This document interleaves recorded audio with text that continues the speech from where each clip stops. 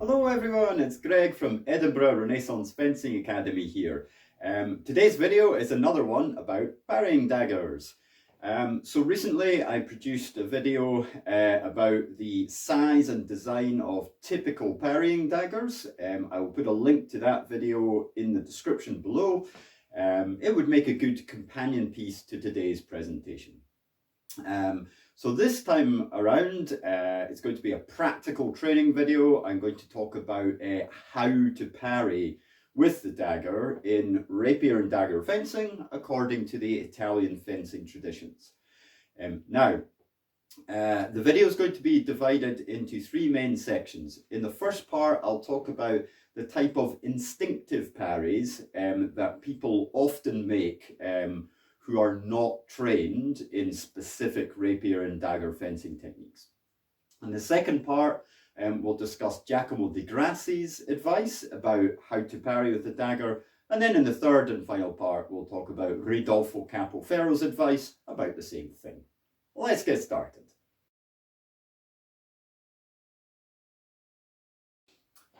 Right, let's talk about instinctive parries with the dagger.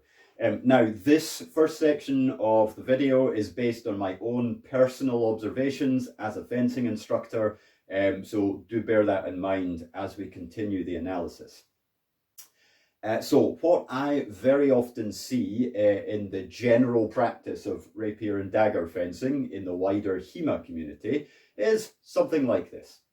So people will take a relatively easy stance with the weapons.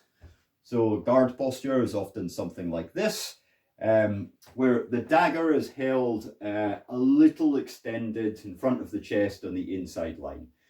Now, this is not a terrible way to hold a dagger. It means that the arm is sitting in a very relaxed and natural position and it won't get tired, while there is a little space to move the dagger around to try to perform technical fencing actions.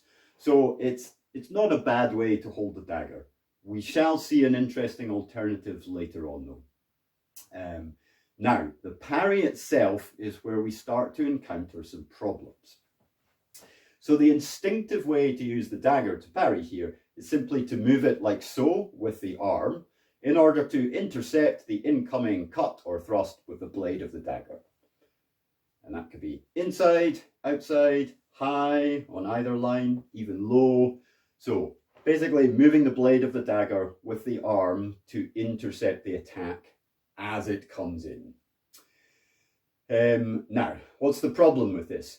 If you're facing a skilled opponent and you do this, you're actually opening a hole in your defense here. And somebody who's feinting an attack over here can then strike you on the other side of your dagger hand where you are exposed.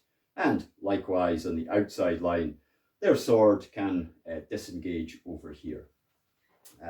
Now, even if the opponent is not feinting with their initial attack and you successfully parry it, an aggressive opponent will be able to redouble their attack to make a second attack into the space on the other side. For example, targeting the arm or perhaps the face.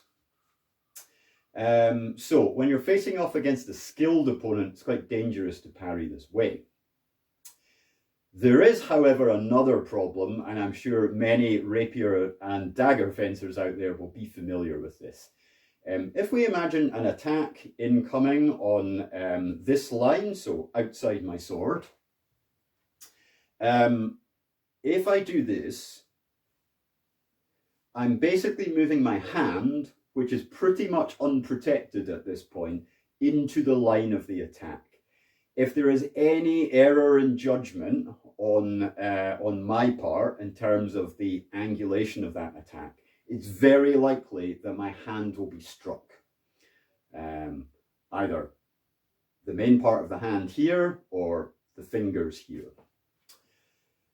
This is clearly not desirable. I mean, you obviously wouldn't want it to happen in a real fight with sharp weapons, but even when you're training with these weapons, your hand can be injured by the blunt blade of a training sword when you're practicing with somebody. So it's actually not really a good way to use the dagger. So, bearing that in mind, let's examine how a couple of different Italian fencing masters advised that you should use the parrying dagger. Right, so let's talk about the advice of Giacomo di Grassi from 1570. Firstly, the guard stance. So his guard stance is quite different from the instinctive way of using this weapon combination. He advises having the dagger fully extended forwards from the shoulder and the rapier was drawn at the hip. So from the side, looks something like this. There are several advantages to this. Advantage number one. With the dagger forwards, fully extended, it covers more of my body. So hopefully, from the point of view of the camera, you can physically see that. The blade of the dagger and the hilt of the dagger are protecting a decent proportion of my body. If I have it withdrawn near myself, this is not the case. And I'm required to make large movements with the dagger to perform any kind of cover or parry or beat or anything like that. So out here, it's just sitting in a naturally covering position, and with small movements of the hand, I can adjust to whatever the opponent is doing and wherever the opponent is threatening. Second advantage, the opponent needs to take account of the dagger before they can physically reach me, because the dagger is fully forwards in this space, in this crucial space between the two fencers. If I hold my dagger back here, the opponent doesn't really need to think about it when they launch their attack. Out here, they need to somehow get past the dagger by evasion or angling the tip of their sword or physically moving with footwork before they can physically strike me. And the last advantage is by having the dagger further forwards, I can make quite aggressive parries using the offhand weapon. So how do the parries happen? Well, rather than by making big movements with the arm, we make small movements with the arm accompanied by footwork. This is efficient in terms of both time and energy consumption, and it's a proactive defense. I'm not waiting to receive the attack and hoping I can meet the thrust or the cut at the correct angle. As soon as the attack begins, I'm going to intercept it and proactively deflect it. Now, another advantage of this is it protects my hand more. I'm not allowing the opponent to control how the attack develops. I'm intercepting it early on, commanding it with my dagger in a way which leaves my hand protected behind the hilt of the weapon. So there's my parry. Imagine it's a cut coming in. The hand is protected by this little nook of the weapon. It's not necessary to have a big complex guard to achieve this. A simple cross-hilted dagger like this should be enough if the parry is performed correctly. So that's the advice of di Grassi and the advantages of his guard compared to an instinctive way of wielding these weapons. Now, let's move on to the next example. So the next master I want to discuss is Rolo Capo, writing in 1610. Now his advice has some similarities to di Grassi's, but some important differences as well. So the first quick thing to say is that Capo does include one guard posture that looks quite similar to di Grassi's standard guard posture. So it looks something like this. There's more of a lean forwards with the head and chest just to tuck them in.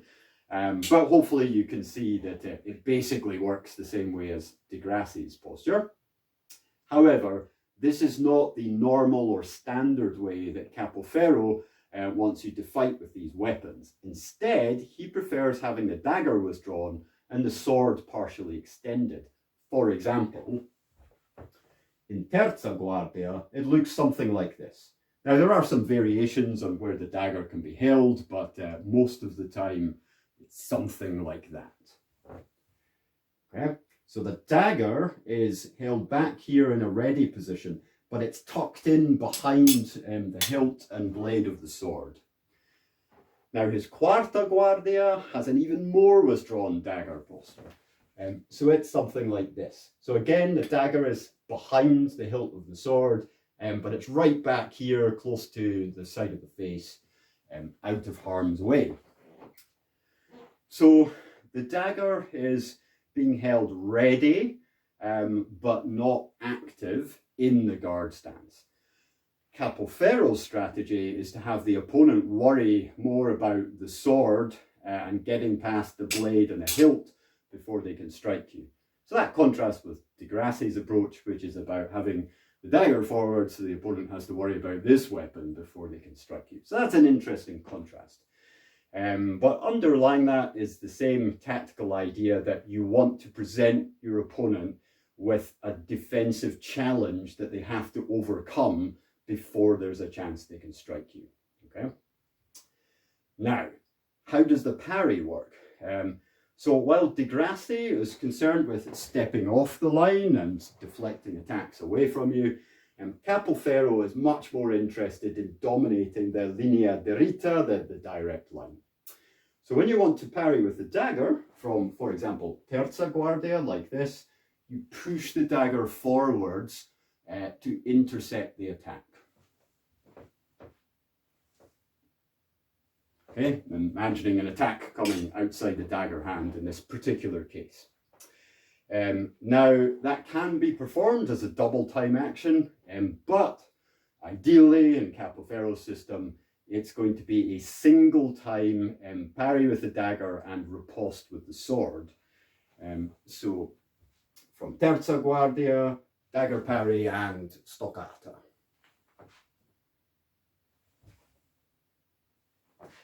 Now, for obvious reasons, the dagger has to start moving before the sword. So you need to ensure the attack is intercepted just before you commit to the thrust as the riposte. Now, although there are different mechanics and slightly different tactics involved here, the general principles are the same as Degrassi. You are proactively intercepting the attack and shutting it down before it gets close to the central target of torso and face. And in the same way as with Degrassi, you can make use of the crossguard and the lower part of the blade of the dagger to protect the hand in a proactive way as you shut down the attack. So you're basically leading with this part of the weapon as you make the parry. Let's go from terza. So there's the parry, bam, and then riposting as appropriate. So, as I said earlier, some similarities with Degrassi and some tactical differences as well.